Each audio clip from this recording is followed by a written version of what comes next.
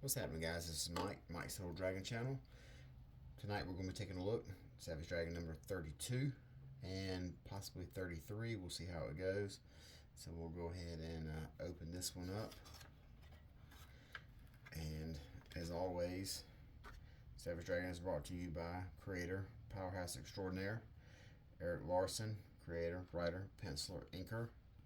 And when we last left Savage Dragon, he had went to hell and got involved, witnessed a huge altercation between God and the devil.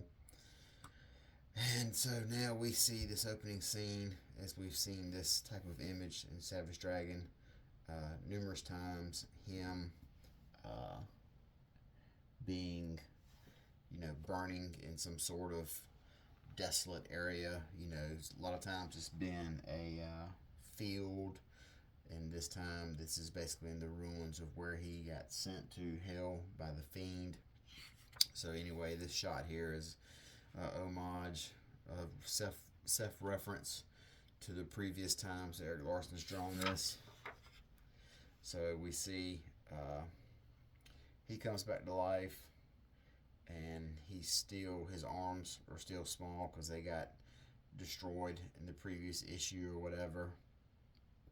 He tells Debbie's mother, he says, "I know you won't believe this, but I'm sorry." So he walks out of the scene. There's Frank. "Hi, Frank. You miss me?" In typical dragon form. Very glib or whatever.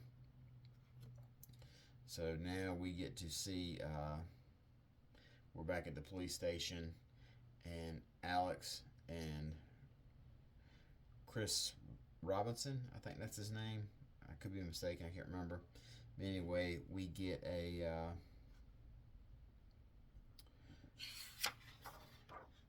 after that, we get we start to find out the truth of what the deal is with Star. And this here is the origin. We start to see that. So we see Star starting out as a crime fighter and being incredibly unsuccessful, getting knocked out. Peter Clapton, that's this guy's name. I don't know how I could forget that.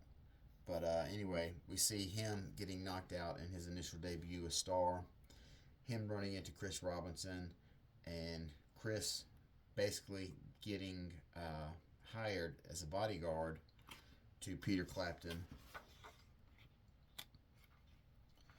And then we see Star's first encounter with Savage Dragon way back. I believe this was in the miniseries, the second or third issue of the miniseries. They first meet.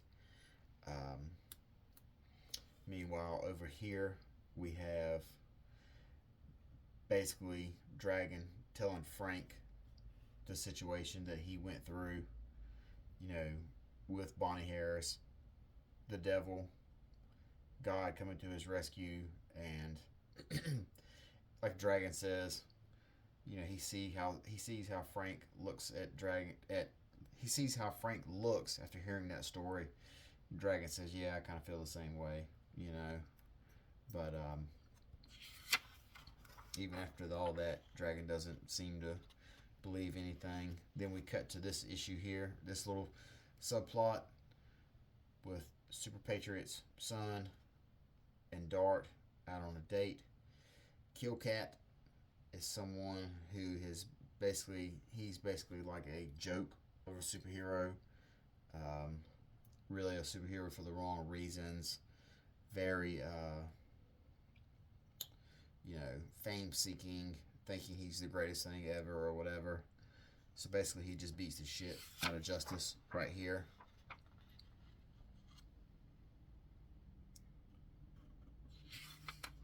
Then we see some more of these freaks out here on the street. Freak Force is trying to pick up we're trying to pick up the slack without Dragon being there. And they fight against one of the more, what's the word I'm looking for here? disgusting. Disgusting supervillains that Eric Larson created. Uh, a woman whose name is called Heavy Flow. And you can make of that what you will. Just another one of the. So you've got one character that shoots a bunch of dookie out of his hands, and then you've got this character here, Heavy Flow, who shoots a lot of blood out of her. So Eric Larson, being the creative genius that he is. Meanwhile, Rapture's lamenting about having run Dragon off, and now she's gone into labor.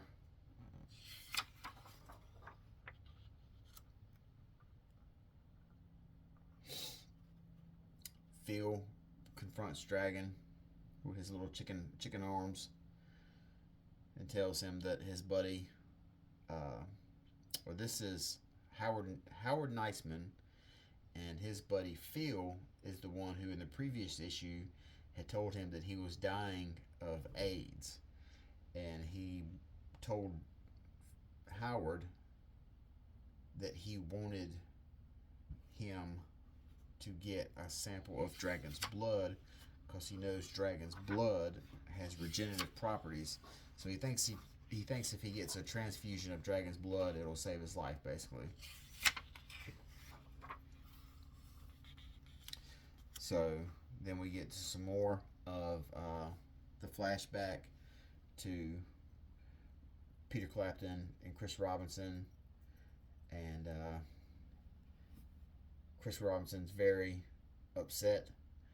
He's not really digging. He doesn't mind being Star undercover, but him having to wear the wig is kind of throws him off, and he's telling him here that hey man, wearing this stupid wig is almost got me killed.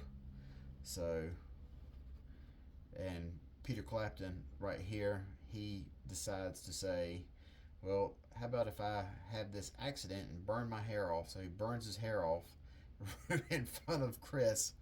So kind of shows you that he might not be the most stable individual. Meanwhile, Dart confronts Killcat about what he's done to Justice, and she beats the hell out of him.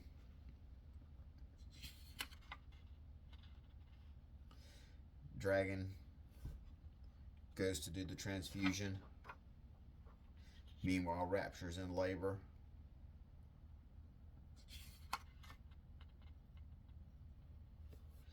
Phil looks like he's a lot stronger. His legs grown back. But we've seen before in the past that people who take Dragon's blood transfusion, they don't things don't turn out so well for them. And so now, because of it, he's turned green and he's grown a fin. Now we're here in the letters page. A bunch of little doodles people sent in. We have a letter from Neil Adams, but it's not that Neil Adams. Letter writer extraordinaire, Olaf Beamer. And then here's some more of the characters of the Savage Dragon universe with their power breakdown, like something you would see in Official Handbook of the Marvel Universe. Ricochet, Barbaric. Barbaric, his real name is Barney Running Bear. He was born on May 3rd, 1974. Height 8'1", weight 875 pounds. So these are just little fun references to the Official Handbook of the Marvel Universe. But that was issue number 32 of Savage Dragon. So we'll go ahead, let's go into issue 33, where we see Dragon is witnessing Rapture giving birth.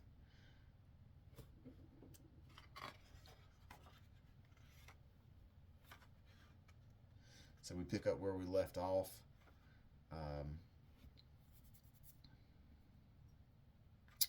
Phil's appearance has been greatly altered from the blood transfusion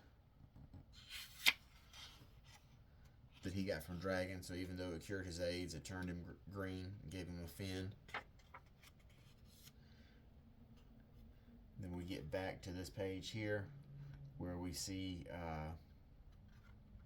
this is more of the origin of Star, and we see that kind of like the rift that's started to develop between Peter Clapton and Chris Robinson. Chris Robinson being the one that's in the costume, and Peter Clapton is the rock star who kind of drops these hints that he wants the public to think that he is Star or whatever. And so we see that they've kind of had like some sort of rift starting to develop. Everyone here is on the way home from the hospital. This is like a cartoon style looking truck that he's in. And then we just see kaboom. Phil just explodes in the car. So we see that although the blood transfusion gave Phil life and temporarily healed him, ultimately it just caused him to blow up. Now we're back in the hospital. Rapture's giving birth. We got more flashback stuff here with Star. Killcat gets dropped into the hospital after having his ass kicked by Dart. Look at it. This is funny. Get a doctor quick. Shadowhawk's bleeding to death. Rapture's giving birth. Justice was beaten. And now this. What's next? What's next? It's funny they think he's Shadowhawk.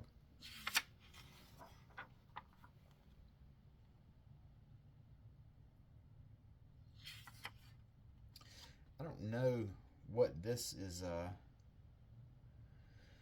I'm not sure what this is about right here. I don't remember this little plot or whatever it is. We'll get another kind of like this guy right here basically just gives a recap of everything that's happened. Phil was dying. We gave him a blood transfusion from Dragon, which seemed to cure him. Minutes later, he started to look like Dragon. Then he just exploded. So this guy sums it all up in one word balloon. What's been going on the past issue and a half.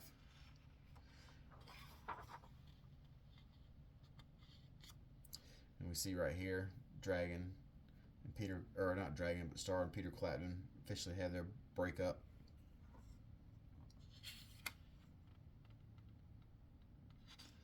Rapture's having a baby. This sounds gnarly right here. The baby's not waiting around. It's tore the skin. It's coming out on its own. Oh my God. So the baby's born. And then this is the baby. Baby Dragon. 2 feet, 5 hands.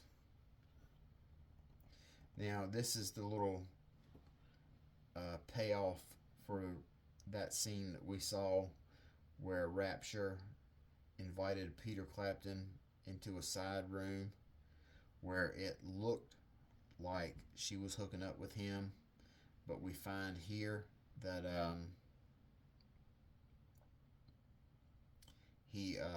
that's not really what happened. She basically is like kind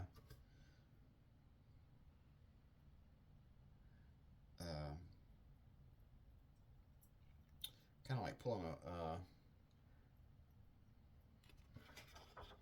like a fast one. She's like, I didn't think that they had hooked up or whatever. I'm tempted but taken. I ain't doing nothing to jeopardize what I got with Dragon. Anyway, I'm a little short on my rent this month. A couple $100 ought to do the trick. Snap to it, hun, and don't look so down. You're getting off real cheap. You should walk out of here with a big old grin on your face. I don't get what that was about.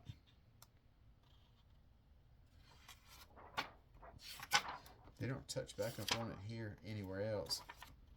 But anyway, Dragon walks in. He gets to the hospital. After the fact, he finds out that he's become a father, and the kid looks just like him. So he has to apologize to Rapture because he had made the statement previously that because she was a lady of the night, that maybe the kid wasn't even his. Kill Cat in a hospital bed right beside Justice. Dart walks in and proceeds to rub some salt in Kill Cat's wound in a very creative way.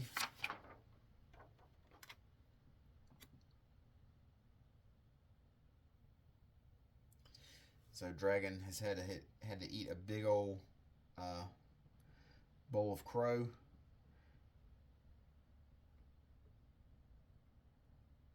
Rapture's just reading him the riot act right here. Dragon, the only thing he can say is, "I said I was sorry," and she says she doesn't want to hear about it. Meanwhile, we see why we're getting Star's story. He's been caught. He's been captured. He's chained up. And that's the frame for the narration here of Star's story, is that Peter Clatton is being imprisoned somewhere. So now we get back to the hospital. Dragon flips the script. He asks Rapture to marry her. Rapture flat out turns him down. And then we see Rapture falls asleep right here with the baby. Someone comes and replaces the baby.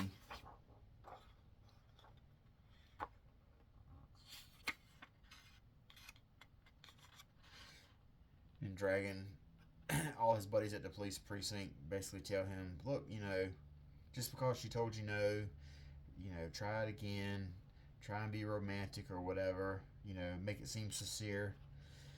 So Dragon comes back to the hospital to find out that the baby is dead. And Rapture just is not, she's just fed up with Dragon's bullshit. She just is not having any of it at this point. So basically we see here that the Covenant of the Sword, who's been a big villain in some of the Super Patriot miniseries, has taken Rapture and Dragon's baby. But that is a plot point that will pay off later down the line. So then we're back into the letter pages again. It's funny because these letter pages are so incredibly epic, and they're the best letter pages in comic books at the time. But in regards to the last issue that just came out, like the newest issue that just came out of Savage Dragon, Erik Larsen said on his Facebook page, he said, I hardly received any mail in regards to this issue. So the once mighty Savage Dragon letter page appears to be on life support in 2025, as opposed to 1996 when this issue came out. But in any case, that was Savage Dragon number 32 and 33. Dragon's back from hell, and although his home life does not seem much better than where he was, but until next time, we will talk to you guys later. Have a good night, and bye-bye. Well, maybe that didn't work.